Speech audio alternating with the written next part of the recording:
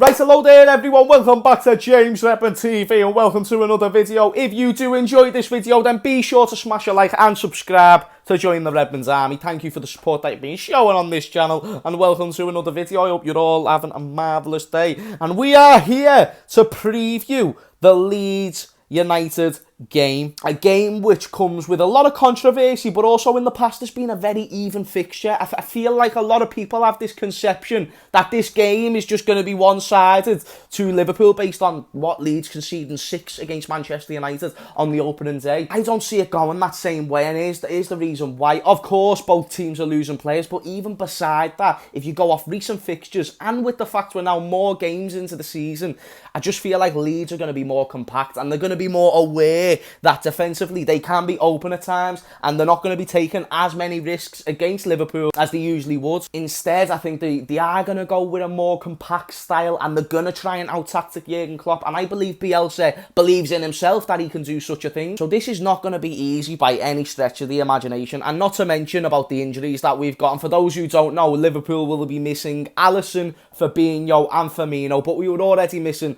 Firmino due to injury anyway. But because of the Brazil and Argentina game, they are not allowed to now come and play for the clubs. And the reason is because the stress of the players, which again is fair enough if that's what you want to do. But Brazil have also enforced a rule to the FA that if these clubs, so Liverpool or Leeds with Raphinha, or anyone really who has a Brazilian player who was out on international duty, if they play this weekend, then the club will have to forfeit a 3-0 loss automatically, which of course Liverpool are not going to risk, so we will not be seeing them players in action. But I want to ask a question though, actually, before we move on.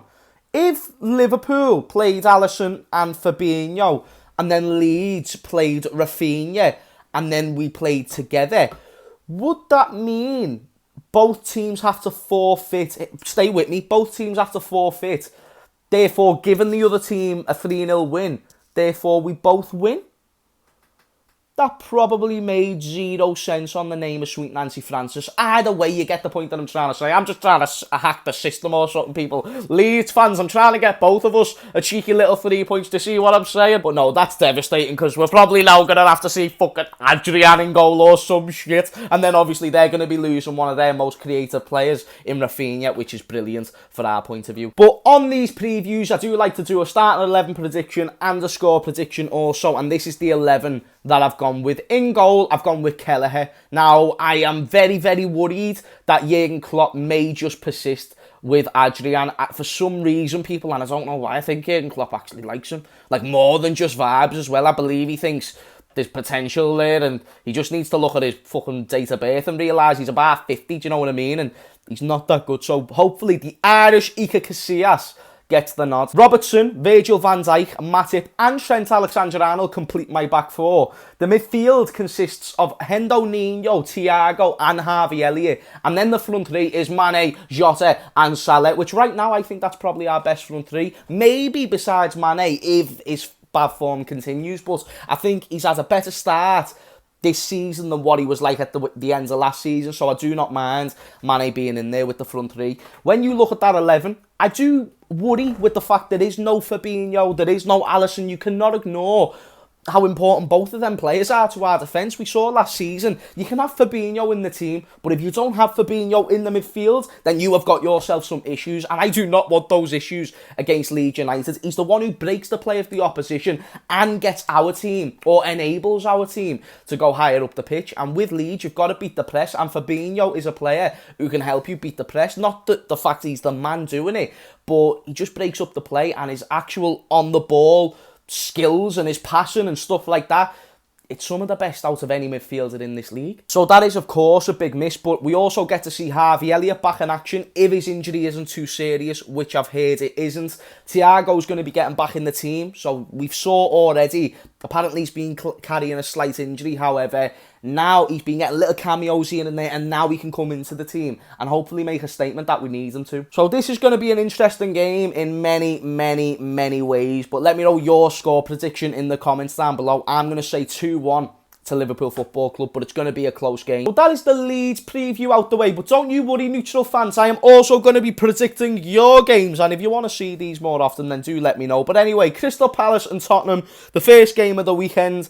I think that's going to be a lot closer than what many people anticipate. I know Tottenham have had a good start to the season, but I think they've got a lot of injuries at the moment, and Crystal Palace, they're going to be hungry to get a result here. I believe Patrick Vieira is going to go there, he's going to conquer, and he's going to get a point. 1-1. Watford and Wolves. Wolves are away, but I still think Wolves are going to win that game. I believe they're going to have too much for Watford. I believe they should have beat Spurs. They should have beat Manchester United.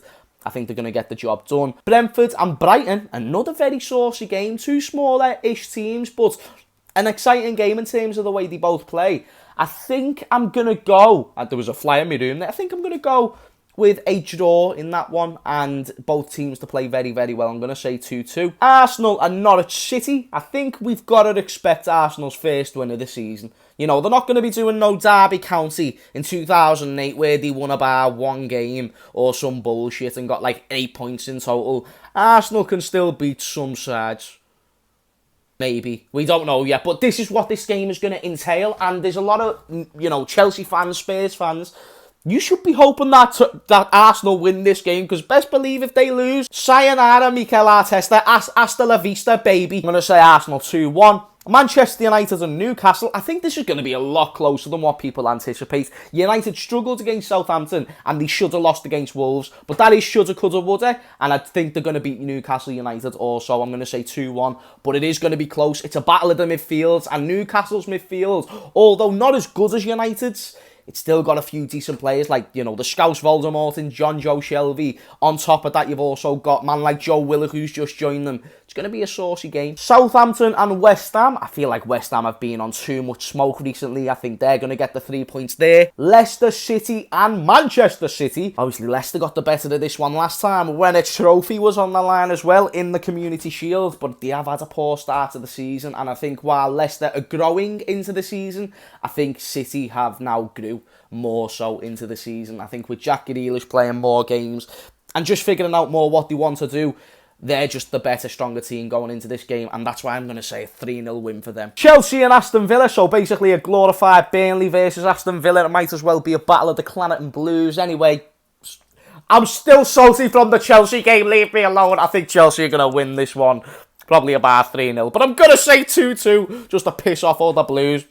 Knobheads. I'm messing you, not knobheads. I'm a knobhead for calling you a knobhead. Anyway, Liverpool Leeds I've just predicted. And then Everton and Burnley. Burnley to win 5-0. Anyway, thank you for watching this video, people. If you enjoyed, smash a like and subscribe to join the Redmond army. And I love every single one of you from the bottom of my heart. Even if you're a Chelsea or Everton fan. Anyway, peace.